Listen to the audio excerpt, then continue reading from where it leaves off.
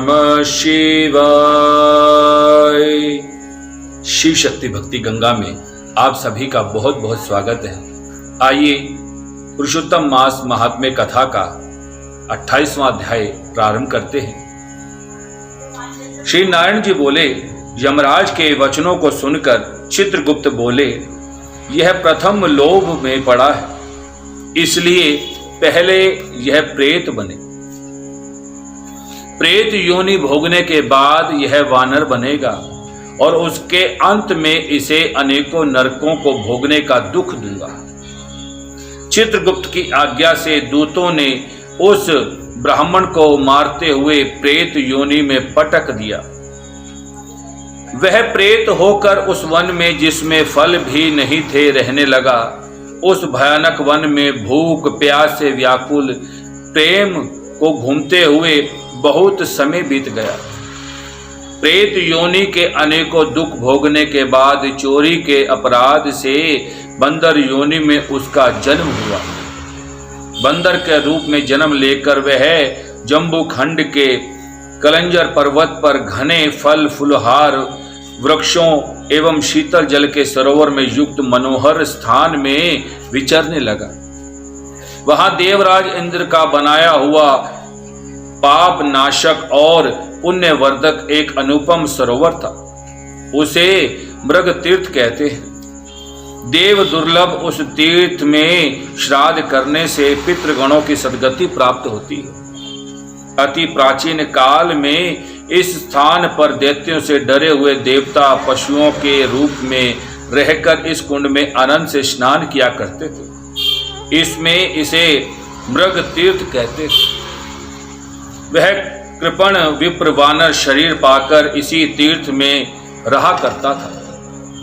नारद जी ने नारायण से पूछा कि हे प्रभु, त्रिलोक को पवित्र करने वाले इस मृग तीर्थ में वह पापी दुष्ट वानर कैसे निवास पा गया? इसका रहस्य जानने की मेरी अभिलाषा है। नारद जी के ये वचन सुनकर श्री नारायण ने कहा, हे नारद जी, पूर्व समय में चित्रकुंडल नामक एक वैश्य था। उसकी तारका नाम की पतिव्रता पत्नी थी। वे दोनों भगवान पुरुषोत्तम के प्रमुख भक्त थे।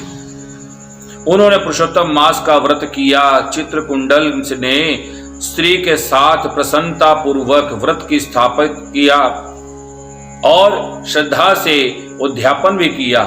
उसके उद्यापन व पूजन करने के लिए वेद वेदांत जानने वाले ब्राह्मणों को सतपत्नी बुलवाकर पूर्ण श्रद्धा से उनका उद्यापन किया।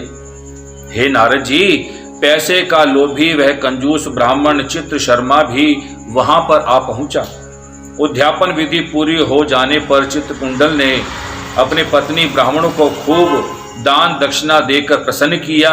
सभी ब्राह्मण दक्षिणा लेकर प्रसन्न मन से घर चले गए, किंतु वह लोभी ब्राह्मण ठहर गया। वह रोता हुआ आगे बढ़कर विनय पूर्वक गदगद कंठ से बोला कि हे वैश्य श्रेष्ठ चित्रकुंडल, यह पुरुषोत्तम मास धन्य है जिसकी सेवा करने से इस लोक तथा परलोक के सुखों की प्राप्ति होती है। आप भगवत भक्त हैं, अपने विधि पूर्वक भली भांति पुरुषोत्तम व्रत किया और ब्राह्मणों को बड़ी प्रसन्नता से खूब दान दिया, किंतु मुझे भाग्यहीन को क्यों नहीं दिया? चित्र शर्मा ने इस प्रकार कहने पर वैश्य चित्रकुंडल ने इस कंजूस को भी बहुत सा धन दे दिया। कृपण ब्राह्मण कृतज्ञ ने उस धन का धरती पर गाड़ दिया और वह रहकर श्री पुरुषोत्तम मास की पूजा देखता रहा। श्री नारायण ने आगे बतलाया कि हे नारद, उस कंजूस द्वारा पुरुषोत्तम मास पूजा को देखने एवं स्तुति सुनने के पुण्य से, चाहे वे धन के लोभ में ही सही, वानर रूप में उसका जन्म मृत तीर्थ में हुआ। यह द्विजों को मनुष्य पुरुषोत्तम देव के आदर पूर्वक श्रद्धा से दर्शन और स्तुति आदि करते हैं, उनके पुण्य को ब्रह्मा जी पूर्ण रूप से कहने में समर्थ नहीं। आगे की कथा सुनाते हुए श्री नारायण जी ने कहा, उस लोभी और विश्वासघाती ब्राह्मण को मृग तीर्थ के हरे भरे वन में जन्म मिल पाया और यहाँ पर रह सका। जन्म से ही उसके मुख में पित्त विकार के कारण घाव था, जिसकी पीड़ा के कारण वह कराहता रहता था और घाव से खून बहता रहता था। वह इस प्रकार के जीवन से तंग आ चुका था और दिन राति रो रो कर मृत्यु की कामना किया करता था।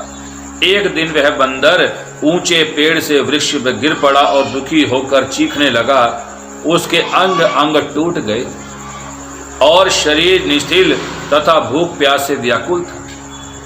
इस प्रकार उसे भूख प्यासे दुख भोगने देव योग में पुरुषोत्तम मास आ गया। पुरुषोत्तम मास के कृष्ण पक्ष में दशमी के दिन वह प्यास से व्याकुल भटकते हुए एक कुंड के पास पहुंचा। भूख प्यास से व्याकुल वह बंदर कुंड के किनारे एक वृक्ष पर चढ़ गया और पेड़ के दूसरे पेड़ पर कूदा, किंतु पूरी तरह उछल ना सकने के कारण बीच में ही गिर पड़ा। बहुत दिन से भूखा रहने के कारण शक्ति क्षीण हो चुकी थी, अतः निर्बलता के कारण उसके कुंड में निकलकर दुर्लभ हो गया। वह उसमें गिरते ही उसके प्राण पखेरु उड़ गए। बोलो श्री विष्णु भगवान की जय। श्री नारायण ने आगे कहा कि हे नारद, पुरुषोत्तम मास में तीर्थ के जल में भीगने के कारण उस वानर के सब पाप निवृत्त हो गए थे। वह उसी समय नील कमल सदृश सुंदर और दिव्य आभूषणों से भूषित शरीर दिखने लगा। उसी समय एक विमान जिसके भगवान के पार्षद बैठे थे वहां पर आकर आकाश से उतरा। यह देखकर वह दिव्य देहधारी वानर अत्यंत आश्चर्य करने लगा कि यहाँ तो मेरे जैसा पापी और कहाँ ये सुख है। यह सुख तो किसी महान पुण्यात्माओं के लिए है। इस प्रकार तरह तरह के विचार करते हुए उसे बड़ा ही आश्चर्य हो रहा था, परंतु उसकी समझ में कुछ भी नहीं आ पा रहा था। इति श्री पुरुषोत्तम मास कथा का 28वां अध्याय संपूर्ण। ओम नमो भगवते वासुदेवाय।